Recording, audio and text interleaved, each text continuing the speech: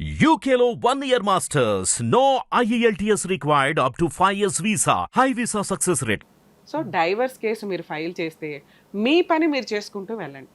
వాళ్ళు సెటిల్మెంట్కి రాకుండా అంత త్వరగా ఈ ప్రాబ్లం సాల్వ్ అవ్వదు. వాళ్ళ సెటిల్మెంట్కి రప్పించడం నీకు ఒక ఆప్షన్. రాలేదు అనుకో, చట్ట ప్రకారం నువ్వు ఇంకో 2 years తర్వాత కేసు ఫైల్ చేసినా ఇదే ప్రాసెస్. అర్థమవుతుంది. అదేదో ఇప్పటి నుంచే వేసుకుంటే నీ టైం సేవ్ అవుతుంది. నెక్స్ట్ నీ మీద పెట్టే ఎలిగేషన్స్ ఊరికే ఎలిగేషనే తప్ప ఎక్కడ ఎవిడెన్స్గా లేవు. సో దాన్ని అంత అంటే ఎవరో అమ్మాయి ఉన్నారు, అందుకే 2 పిల్లలు ఉన్న ఫ్రెండ్ ఉంది అని, ఇవన్నీ ఎలిగేషన్స్. అంటే నీ మీద ఏదో బురద వేయాలి కాబట్టి వేశారే తప్ప మిగతా ఏమీ కాదు. సో ఇది కాపురానికి వచ్చే టైపు కాదు, ఇప్పుడప్పుడే సెటిల్మెంట్ అయ్యే టైప్ కాదు. నీకు న్యాయం జరగాలంటే లీగల్ సిస్టమ్ ద్వారానే జరగాలి. ఒకవేళ అమ్మాయి సెటిల్మెంట్కి రాకపోతే ఈ 3 కేసులు మీరు గెలుస్తారు. ఏవి? డైవర్స్ కేసు, 498 కేసు, ఆ వల్గర్ మెసేజ్ల కేసు ఏదైతే ఉందో అది గెలుస్తారు. ఒక్క మెయింటెనెన్స్ అనేది ఇందాక నేను చెప్పినట్టుగా ప్రాపర్గా ఫైట్ చేసుకుంటూ వెళ్తే 2000 ఇవ్వాలా 3000 ఇవ్వాలా అనేది కోర్టు డిసైడ్ చేస్తుంది. నువ్వు ఇచ్చే 2-3,000కో 5,000కో జీవితకాలం వెయిట్ చేయదుగా. సో మీరు అమాయకంగా ఉండడం, మీరు ఫైట్ చేయలేరేమో అని ఒక ఫీలింగు, ఇక మేము ఎంత అడిగితే అంత ఇస్తారు ఇవాళ కాకపోతే రేపైనా అన్న ఒక దీంతో వాళ్ళంతా ఒక గ్రూప్ అయిపోయి మిమ్మల్ని బెదిరిస్తున్నారు. మీరు ఇంకా వాళ్ళు వేయాల్సినవి వేసేసారు కేసులు, ఇంకా మీరు భయపడడం దండగా. మీ ఫైటింగ్ మీరు చేసుకొని వెళ్ళటం బెటర్. మీకున్న ఆయుధం ఏంటి? Divorce case. మీ పని మీరు వేసేసారే అనుకోండి, మీరు డైవర్స్ కేసు. ఈ డైవర్స్ కేసుని ఆవిడ అక్కడికి ట్రాన్స్ఫర్ చేసుకునే రైట్స్ ఉంటే సుప్రీంకోర్టు ద్వారా. సుప్రీంకోర్టుకి వెళ్ళే అంత సీన్ ఉందా వాళ్ళకి? కష్టం. ఎందుకంటే అంత దూరం వెళ్ళి ట్రాన్స్ఫర్ పిటిషన్ చేసి అంత ఎక్స్పెన్సెస్ వాళ్ళు పెట్టుకోరు. అంత ఎక్స్పెన్సెస్ పెట్టుకోవడం కంటే మీతో సెటిల్ చేసుకోవడం బెటర్. అంటే మేము ఇక్కడ ఏమంటారమ్మా అంతే. డైవర్స్? మీరు కేసులు అన్నీ ఎక్కడ వేస్తారంటే పెళ్ళి ఎక్కడైందో అక్కడ వేసుకోవచ్చు. మీ ఇద్దరు లాస్ట్గా ఎక్కడ కలిసి కాపురం చేశారో అక్కడ వేసుకోవచ్చు. ప్రెజెంట్ అవతల వాళ్ళు ఎక్కడ ఉంటే అక్కడ. ఆ అమ్మాయి కేసులు వాళ్ళ ఊర్లో వేసుకుంటుంది.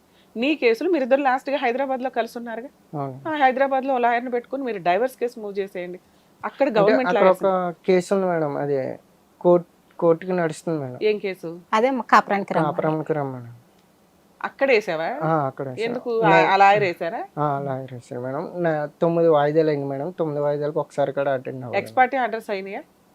అంటే ఆ అమ్మాయి అటెండ్ అవ్వకపోతే నీకు ఫేవర్ గా డైరెక్షన్ ఇస్తారు. అయ్యిందా అది? లేదమ్మా. పోనీ ఒకవేళ ఆల్రెడీ అది వేసారు అంటున్నారు కదా, అది త్వరగా ఆర్డర్ చేయించేసుకోండి. అది అయిన తర్వాత డైవర్స్ వేసుకోండి. వాళ్ళ ఇంటి దగ్గర వేయడం కాదు, మీ ఇంటి దగ్గర మీరు వేసుకోవాలి. మీ ఇంటి దగ్గర మీరు వేసుకుంటే వాళ్ళకి అది 2 స్టేట్లు వేరవుతాయి కాబట్టి రిస్క్ అవుతుంది. అన్నీ ఆవిడ దగ్గర తీసుకెళ్ళి పెడితే ఆవిడ మిమ్మల్ని తిప్పుతుంది, మీరు తిప్పడం కాదు. అందువల్ల వాళ్ళు ఇప్పుడప్పుడే సెటిల్మెంట్కి రారు. అర్థమవుతుందా? అలాంటి క్రూయల్ ఉన్న అమ్మాయి, నేను రాను మొర్రో అనే అమ్మాయితో నువ్వు ఆర్సీఆర్ వేయడం వల్ల యూజే లేదు. చాలా మందికి తెలియక ఏమనుకుంటారంటే కాపురానికి రమ్మని ఒక నోటీసో కేసో ఫైల్ చేస్తే ఆ ఆర్డర్ కాపీ మిగతా కేసులు గెలవడానికి పనికొస్తుంది. అది ఒకప్పుడు.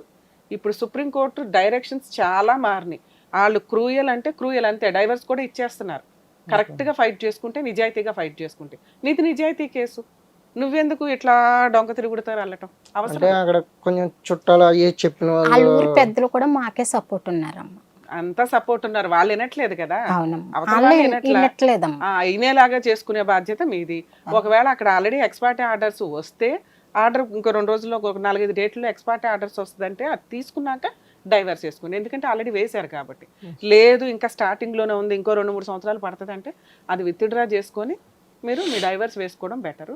అది మీరు ఇక్కడ ఎక్కడైతే ఉంటారో అక్కడ వేయండి, వాళ్ళ ఇంటి దగ్గర వేయడం కాదు. ఆవిడ కేసులు వాళ్ళ ఇంటి దగ్గర అలాగే వేసుకుంటారు. అర్థమవుతుందా? ఇలా ప్రొసీడ్ అయితే బెటర్ అనేది నా ఉద్దేశం. సార్ ఏం చెప్తారు? వాళ్ళని అడగటం కదా నాకు డౌట్ ఒకటి. సార్, ఇప్పుడు ఆ అమ్మాయి కాపురానికి రానంటుంది, వచ్చినప్పటి నుంచి వెళ్ళిపోతాను, మొదటి నుంచి లేదు. ఇప్పుడు రాకుండా వెళ్ళిపోయిన అమ్మాయి భరణం అడగటం ఏంటి? ఆ అమ్మాయి ఉండలేదు కదా. అమ్మాయి ఉండి కేసు నేను కాపురం చేసి ఇతను హింస పెట్టాడంటే గృహహింస ఇంకో హింస ఉంటే నేను వెళ్ళిపోతే అప్పుడు నేను డైవర్స్ అప్లై చేసి మెయింటెనెన్స్ అడగాలి.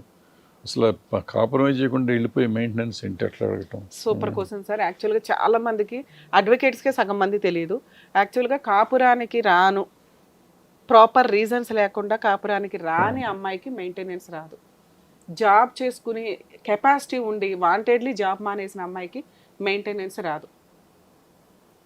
అలాగే డైవర్స్ ఈజీగా వస్తాయి. తనకి ఏదైనా ప్రాపర్టీస్ ఉంటే ఆ అమ్మాయికి మెయింటెనెన్స్ రాదు. మీ కేసులో ఆ స్పెషాలిటీ ఉంది అని చెప్తున్నా. ఇతని కేసులో అమ్మాయికి మెయింటెనెన్స్ రాదు. జాబ్ చేస్తుంటే అసలు రాదు. సార్ అడిగిన క్వశ్చన్ ఏంటంటే, అన్నది కాపురానికి రాని అమ్మాయికి మెయింటెనెన్స్ ఎందుకు ఇస్తామని ఖచ్చితంగా దీని మీద సుప్రీంకోర్టు గైడ్ లైన్స్ ఉన్నాయి, జడ్జిమెంట్స్ ఉన్నాయి. ప్రాపర్ రీజన్ లేకుండా కాపురానికి రాను అనే అమ్మాయికి మెయింటెనెన్స్ లేదు. అప్పుడు వాళ్ళు తీసుకునే రీజన్ ఏంటంటే ఫాల్స్ కేసు, ఇలా వల్గర్ మెసేజ్లు పంపించారండి, నన్ను బూతులు తిడుతున్నాడు, వీళ్ళ దగ్గర వల్గర్ మెయింటెనెన్స్ కి వల్గర్ మెసేజ్ కి మెయింటెనెన్స్ కి సంబంధం లేదు. వల్గర్ మెసేజ్ అనేది సెకండరీ, అది వేరే కాపురానికి వెళ్ళకపోవడానికి రీజన్ అది అనేది వాళ్ళు ఎక్స్ప్లెనేషన్ తీసుకుంటారు. ఇవి వీళ్ళ అడ్వకేట్ అసలు క్రూయాలిటీ లేదండి అక్కడ, ఇది false. వల్గర్ మెసేజ్ ఒక డేట్ వేరు, ఈ అమ్మాయి కాపురం నుంచి వెళ్ళిపోయిన డేట్ వేరు కదా. అవి 2 ప్రూవ్ నెలల చేసుకుంటేనే మీ తర్వాత అడ్వకేట్ మెయింటెనెన్స్ గెలవడానికి అవకాశం ఉంది. ఇవన్నీ లిటిగేషన్ పాయింట్స్. అసలు ఆ అమ్మాయి జాబ్ చేస్తుంది, అది మేజర్ పాయింట్. ఆ పాయింట్ మీద వీళ్ళకి మెయింటెనెన్స్. ఎందుకు ఎంతకాలం డైవర్స్ కి అప్లై చేయలేదు మీరు? సార్ క్రిస్టియన్ మ్యారేజ్ అంటే 2 years కంప్లీట్ అవ్వాలి మ్యారేజ్ అయిన దగ్గర నుంచి. 2 years మిగతా రిలీజియన్స్ లో ఏమో హిందూ మ్యారేజ్ కానీ ఏదన్నా 1 year కంప్లీట్ అవ్వాలి. సో వీళ్ళకి ఏంటంటే క్రిస్టియన్ మ్యారేజ్ వీళ్ళు చేసుకున్నారు, అందుకని వీళ్ళ అడ్వకేట్ ఈ లోపు టైం సేవ్ అవుతుందని కాపురానికి రమ్మని రెస్టిట్యూషనల్ కంజుగల్ రైట్స్ కేసు వేశాడు. ఒకవేళ అక్కడ 3 అయిపోయినాకమ్మా ఇక్కడే కేసు వేసుకుంటా అంటే మీరు ఓదిస్తారమ్మా?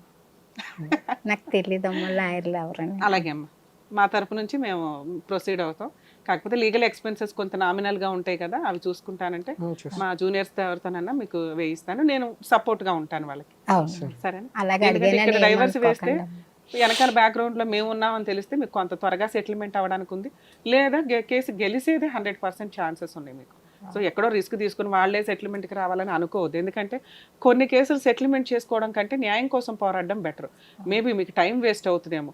వాళ్ళు సెటిల్మెంట్కి వస్తే రూపాయి ఇచ్చన్నా వదిలించుకోమని చెప్తారు, అసలు సెటిల్మెంట్కే రావట్లేదు. అలాంటి వాళ్ళ కోసం న్యాయం కోసమే పోరాడడం వల్ల అరే ఒక ఫాల్స్ కేసులు వేసి వీళ్ళని ఇబ్బంది పెట్టాం, ఎందుకంటే అప్పటికే మీకు 3 to 4 years మీకు అంతా ఇబ్బంది అవుతుంది. అర్థమవుతుందా? సో మీకు మంచి అడ్వకేట్ మా టీం తరపు నుంచి రెఫర్ చేస్తామండి. మీరు అక్కడ కేసు ప్రొసీడింగ్స్ ఏమైనా చూడండి, అలాగే అక్కడ కూడా మీకు అందుబాటులో ఉండడానికే చూస్తాం. సరేనా?